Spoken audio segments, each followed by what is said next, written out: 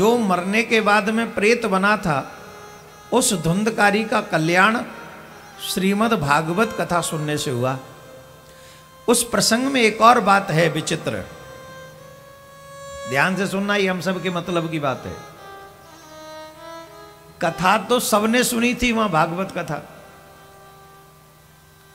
बात तो यह है कि धुंधकारी तो शरीर से बैठा भी नहीं था, क्योंकि शरीर ही नहीं था उसके। वो तो बांस में जाके बैठ गया था, क्योंकि हवा है। भूत प्रेत का कोई वायु शरीर तो होता नहीं, वो तो हवा का एक झोंका होता है। तो वो तो बांस में बैठा था।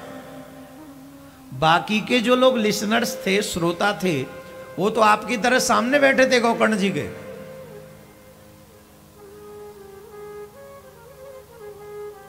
और विमान आया उसके लिए जो श्रोता दृश्य था, और जो दृश्यमान श्रोता थे उनके लिए कोई विमान नहीं आया।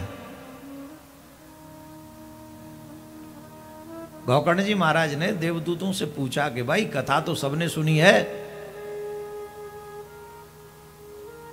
अकेले धुंधकारी ने थोड़ी सुनी है। तो जब कथा सबने सुनी है तो इस कथा के फल में भेद क्यों है?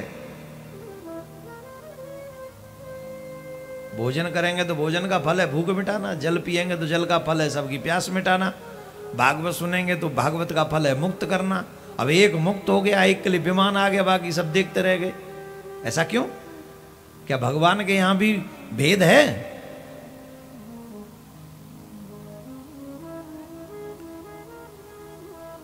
देवदूतों ने कहा, आपने जो कहा है वो सत्य है कि यहां पर कथा सबने सुनी है, पर श्रवण मात्रेण भेदस्य, श्रवण करने में भेद है। जिस मनुष्य ने जिस इच्छा को लेकर कथा सुनी है, कथा ने उसी मनुष्य की उसी भावना को पूरा किया है। और धुंधकारी ने मुक्त होने के लिए कथा सुनी है, इसलिए धुंधकारी मुक्त हुआ है। मतलब आरती गाते हो, ओम जय जगदीश हरे गाते हो कि नहीं? किस किस को आती है? मन वांछित फल पावे, कष्ट मिटे तन का, स्वामी कष्ट मिटे तन का, मन वांछित फल पावे, मन वांछित फल पावे, कष्ट मिटे तन का, ओम जय जगदीश हरे। मन वांछित, जो मन ने चाहा वही फल प्राप्त हुआ। यहां कथा सब सुन रहे हैं। कोई सुन रहा होगा मेरे बच्चे की जॉब लग जाए, कोई सुन रहा होगा मेरे पति का काम चल जाए, कोई सुन रहा होगा हमारा मन भगवान के भजन में लग जाए, कोई सुन रहा होगा भैया हमें तो संसार में कुछ चाहिए नहीं, हम तो मुक्त हो जाएं। तो जो मनुष्य जिस भाव के साथ श्रीमद् भागवत कथा सुनता है, उसकी वही इच्छा पूरी होती है। मैंने आपसे कहा था कल, जो इच्छा बनानी हो बना लो, आप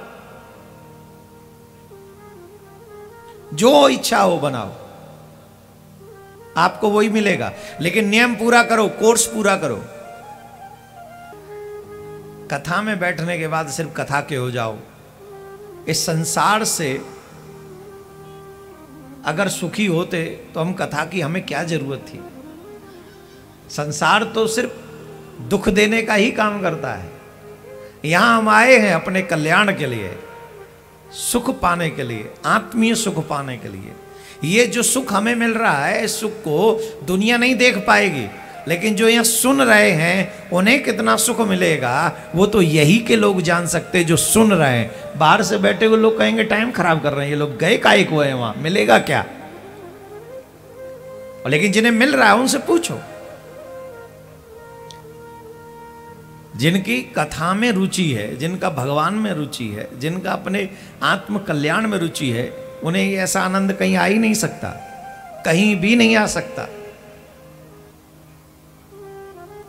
तो गोकर्ण ने जब पूछा तो देवदूतों ने कहा कि जिस मनुष्य ने, जिस श्रोता ने जिस भाव से कथा को सुना है उसकी वही भावना पूर्ण हुई है। इसका अभिप्राय ये हुआ, आप जिस भावना से भागवत कथा सुनेंगे आपको वही भाव पूरा होगा।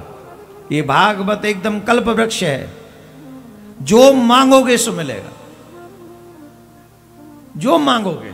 शर्त इतनी है, नियम से कथा सुनो बस, विधान से कथा सुनो बस, फिर देखो 7 दिन में चमत्कार होता है कि नहीं होता है। 7 दिन में धुंधकारी जो मरने के बाद भी प्रेत बन गया था, उस प्रेत ने भागवत सुनी, उसका कल्याण हो गया। आप सच बताओ, जो भागवत प्रेत का कल्याण कर सकती है, क्या वो हम जिंदों का कल्याण नहीं करेंगे? वो व्रत नहीं रख सकता, बेचारा प्रेत को पता ही नहीं, वो नियम फॉलो कैसे करता होगा पता ही नहीं। आप तो चाहकर 7 दिन अपने कल्याण के लिए क्या नहीं कर सकते। जो भागवत प्रेत का कल्याण कर देती वो हमारा भी कल्याण करेगी, ये विश्वास मन में होना चाहिए।